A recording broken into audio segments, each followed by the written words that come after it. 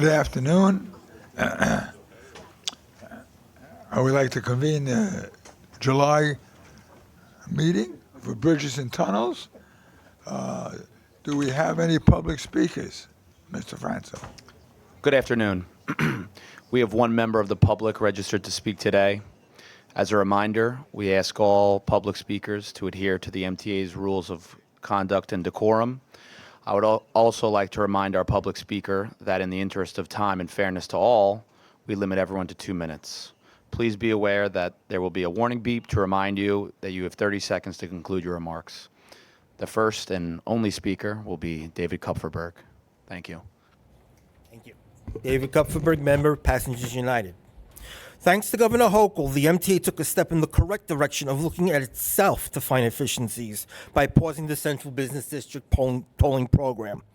The MTA has proved to the public that it would not be able to handle the influx of riders to the Long Island Railroad, Metro-North Railroad, and the subway, bus, and express bus networks.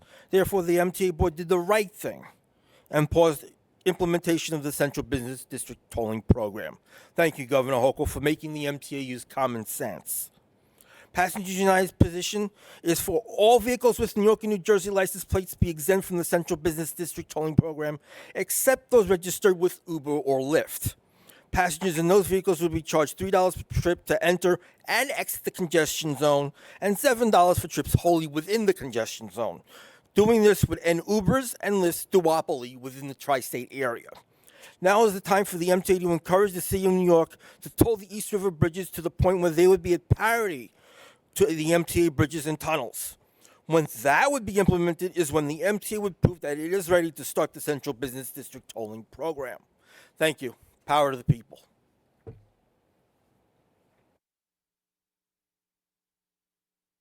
Okay. I'd like to have a vote on the minutes. Second.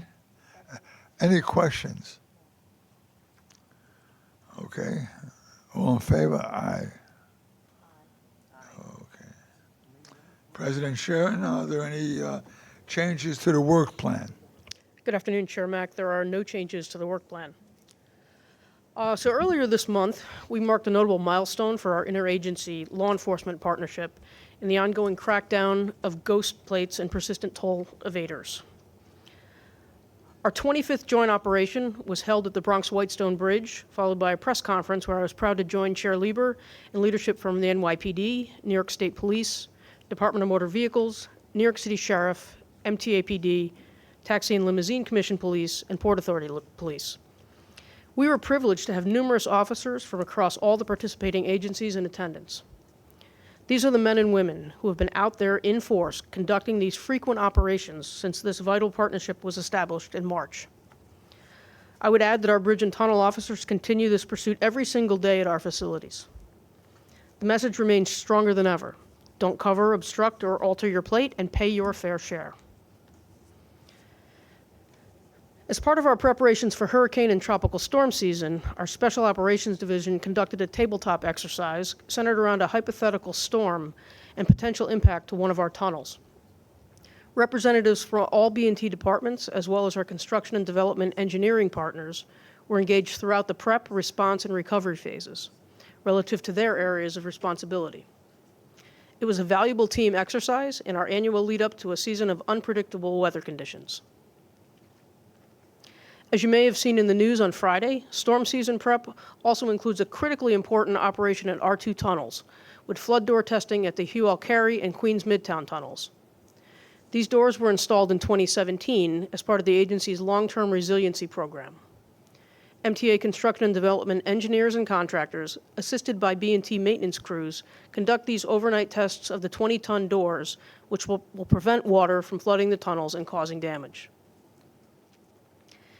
Finally, we shift gears now to focus on another seasonal activity. I'm proud to spotlight a positive contribution that our agency has been making to the natural world for more than 4 decades. You may have seen news coverage of our newest additions to the agency family, 3 healthy peregrine falcon chicks, hatched atop the Brooklyn Tower of the Verrazano Narrows Bridge.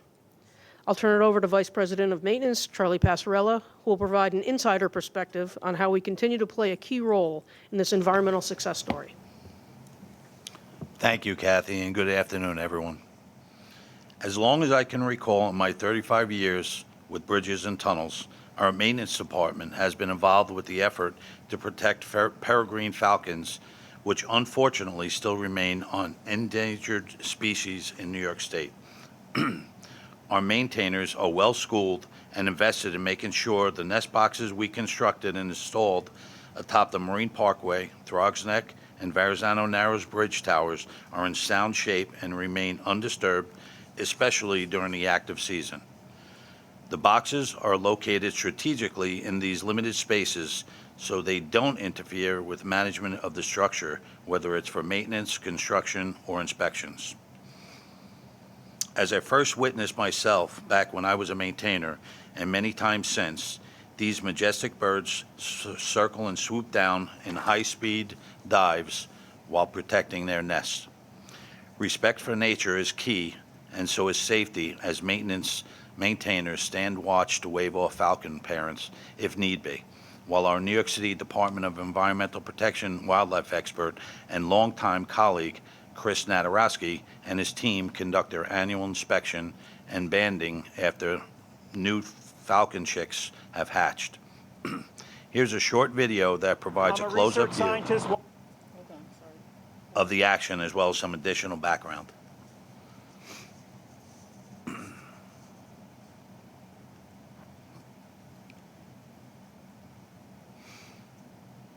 I'm a research scientist, wildlife biologist for the New York City Department of Environmental Protection. And today I'm here at the Verrazano Narrows Bridge, a bridge that is managed and run by the MTA.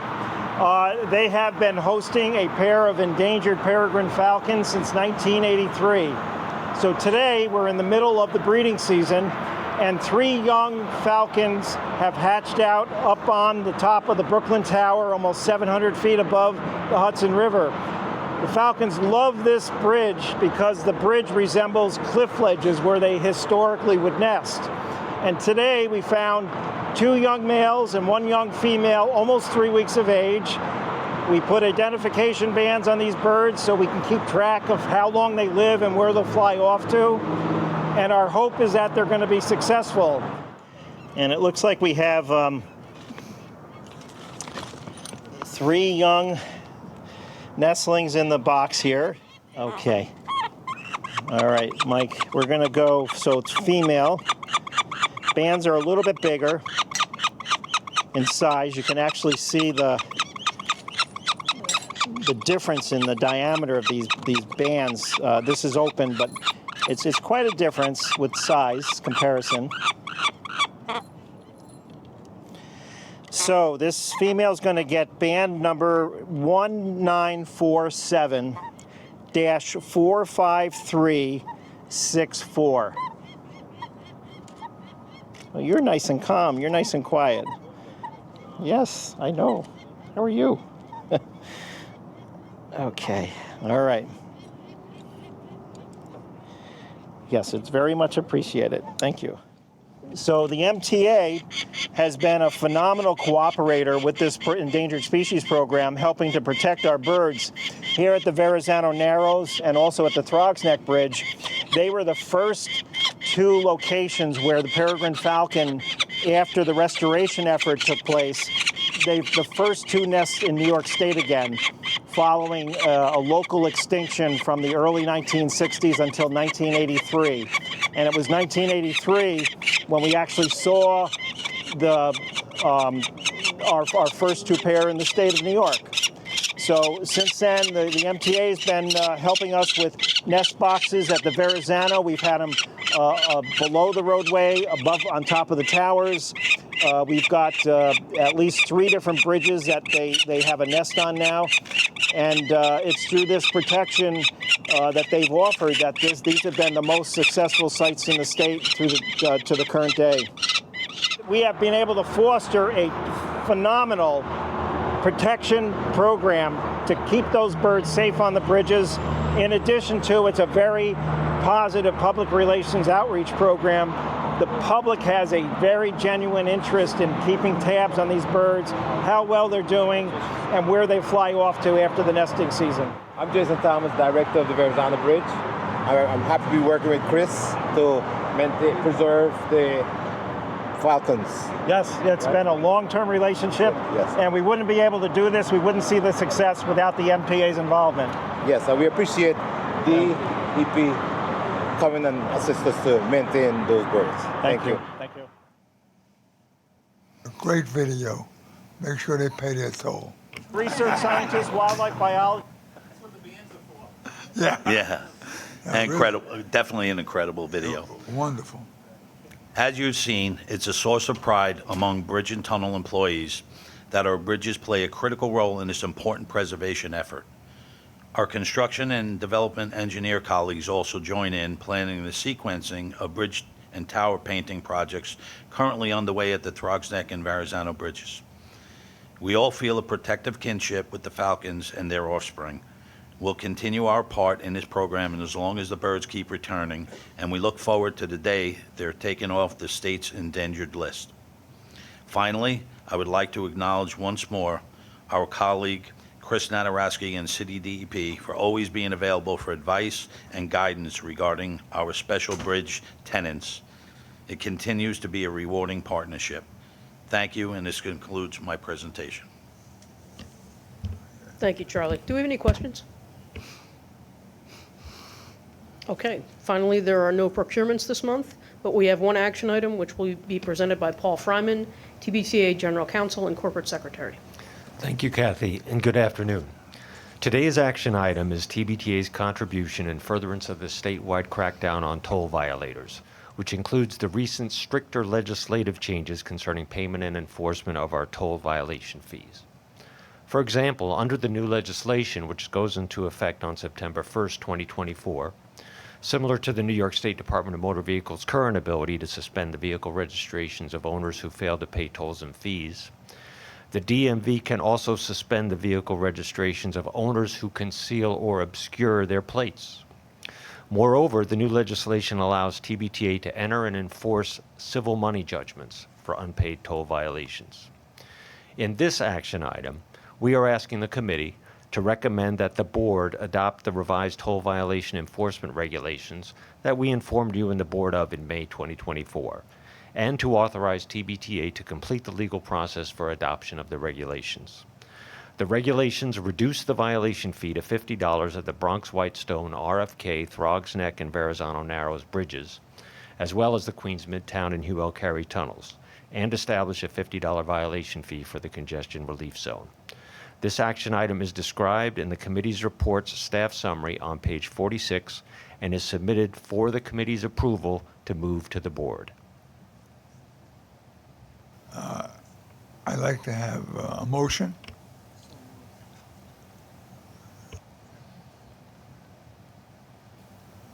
Yeah. Are there any questions on this? Okay, all in favor? Aye. Okay, Pat. Thank you. Thank you, Chair Mack. This concludes B&T's report. Well, that was quick. Can I have a motion to adjourn? Second. All in favor? Aye. Thank you all.